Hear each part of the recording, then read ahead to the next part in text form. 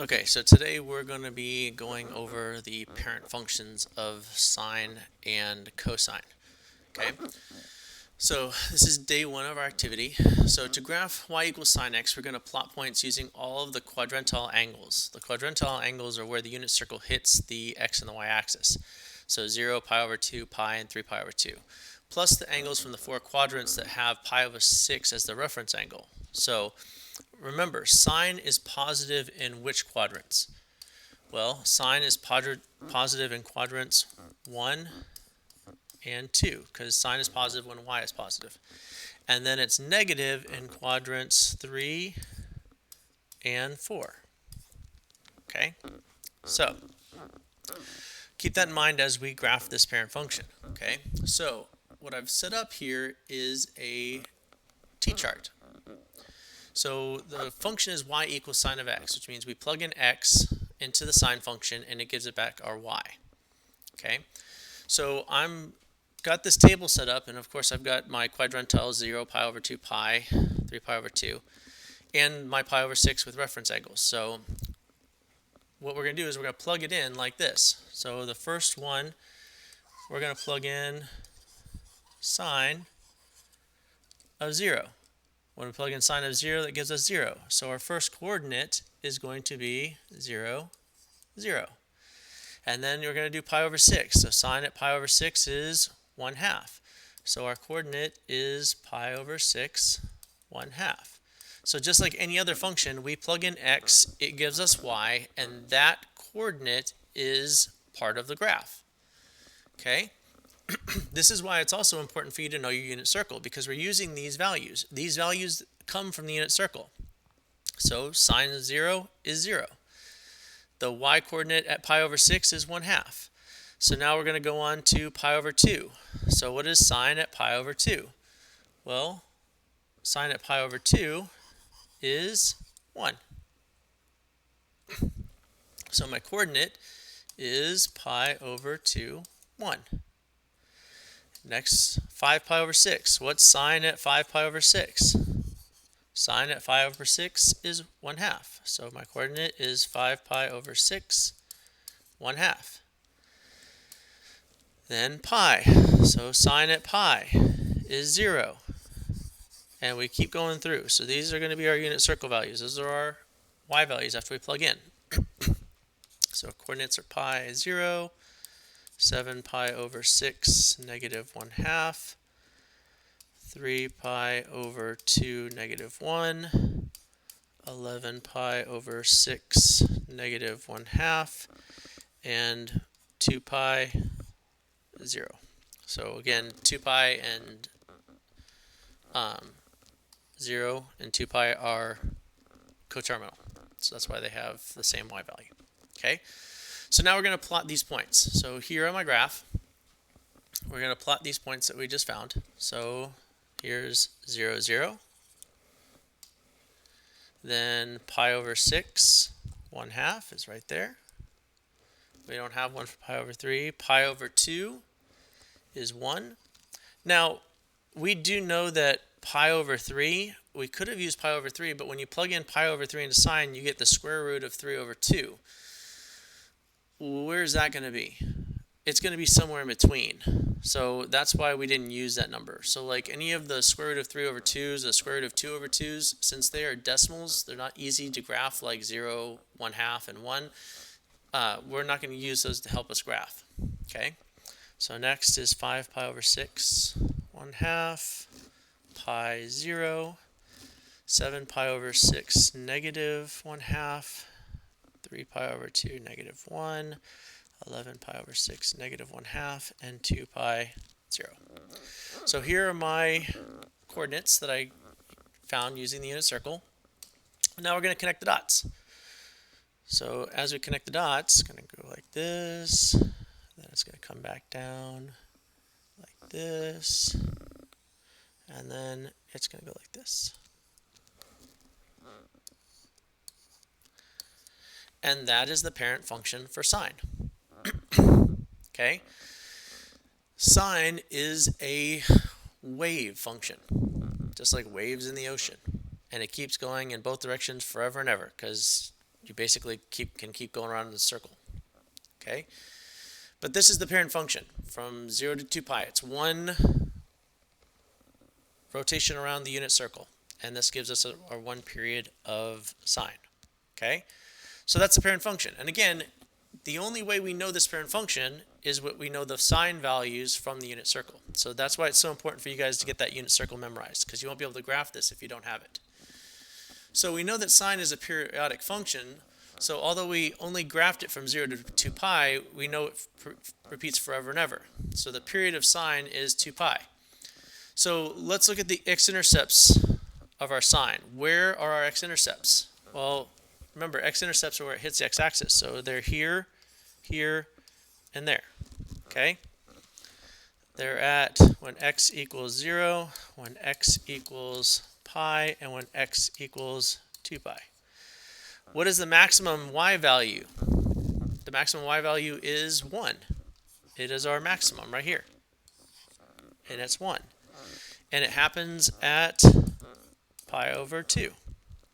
The minimum y value is right here, negative 1. And it happens at 3 pi over 2.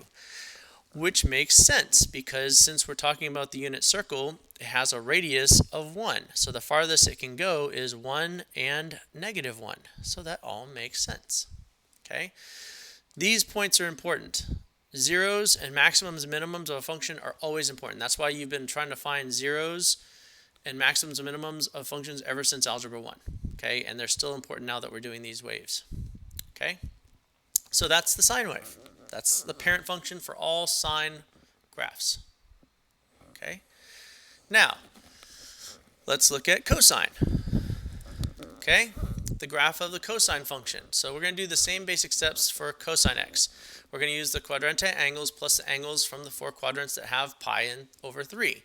And again, we're using pi over 3 because those are the 1/2 coordinates. Okay? Now, the same thing, recall that cosine is going to be positive in quadrants 1 and quadrant 4. And it's negative in quadrants 2 and quadrant 3. So it's going to be a little different. Okay?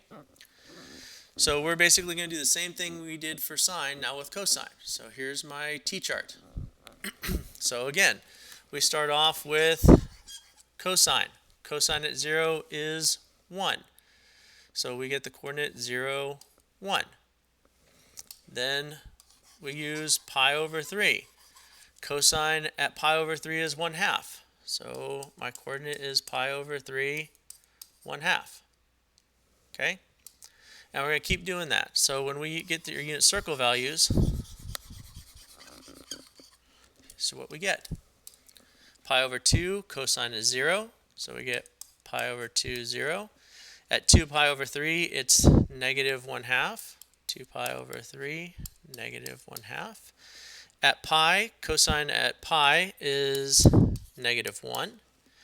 4 pi over 3, that's in the 3rd quadrant. Cosine is, sorry, that's in the 4th quadrant. No, 3rd quadrant, I was correct. Then at the quadrantile, 3 pi over 2, that's 0. 5 pi over 3, that's in the 4th quadrant, is positive 1/2. And then back at 2 pi or 0, back at 1. Okay? And again, we're going to do the same thing we did the last time. We're going to plot our coordinates. So here we go. This will give us the cosine wave. So at x is equal 0, cosine is here at 1. At pi over 3, cosine is 1/2. At pi over 2, we're at 0. 2 pi over 3, we're at negative 1/2. At pi, we're at negative 1. 4 pi over 3, we're at negative 1/2. 3 pi over 2, we're at 0. 5 pi over 3, we're at positive 1/2. And at 2 pi, we're back at 1. So here are my coordinates. And again, we're going to start here, and we're going to come down, go through our 0, come down here, then we're going to go back up, go through 0, and then of course it keeps going. Okay? Now this is our cosine wave. Now, going back to talking about what this setup here, think of it this way. 0 to pi over 2. This is quadrant 1. Notice the graph of cosine is positive. From pi over 2 to pi, this is quadrant 2. From pi to 3 pi over 2, this is quadrant 3. And from 3 pi over 2 to 2 pi, this is quadrant 4. So notice that the cosine wave itself follows what we said about the unit circle. Where is cosine on the unit circle positive? It's positive in quadrant 1 here and quadrant 4.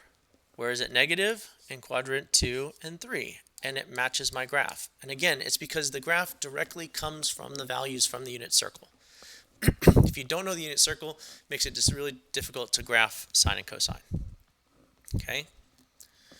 Now, we know the cosine is a periodic function as well. Okay? And one period of cosine, it takes exactly 2 pi for it to get back to where it started. So just like we did with sine, where are the x-intercepts? Well, for the cosine, x-intercepts are at pi over 2 and 3 pi over 2. The maximum value is also 1, but it occurs twice, once at 0 and once at 2 pi. So it has 2 maximums. And then it has a minimum y value at -1 that occurs at pi. Okay? So this is the cosine. So again, these points right here are going to be very, very important. The maximums are here and here, the minimums, and the zeros. Those are what we call our 5 key points. We'll talk more about those tomorrow. So these 5 key points where the maximums, minimums, and the zeros are for sine and cosine are going to come back and be really, really important. Now, you may recall learning transformations of functions, right? Where remember that if you have a function and you add the c on the outside of the parentheses, that moves it up or down, but inside moves it left or right. So if we talked about, say, cosine of x minus pi over 2, that means we're taking cosine and shifting it to the right pi over 2. Okay? Correct? Now think about this function up here. Okay? Notice cosine and sine look very similar. They're both wave functions. And I'm going to use this piece right here to show you. Look right here. From here to here. What do you notice about this right here? The cosine and sine functions are basically identical, but they differ of a shift of pi over 2. They basically are exactly the same except they're a shift of 1 quadrant. Okay? And basically that's what we're going to think about. That's why we don't normally use cosine a whole lot. We just use sine. Okay? So like most of the application stuff, we just use sine. And then if we need to move it over left or right, we do that. So we rarely use cosine if we can help it. These are the parent functions. And tomorrow we'll talk about the key points, periods, amplitude, and all that good stuff.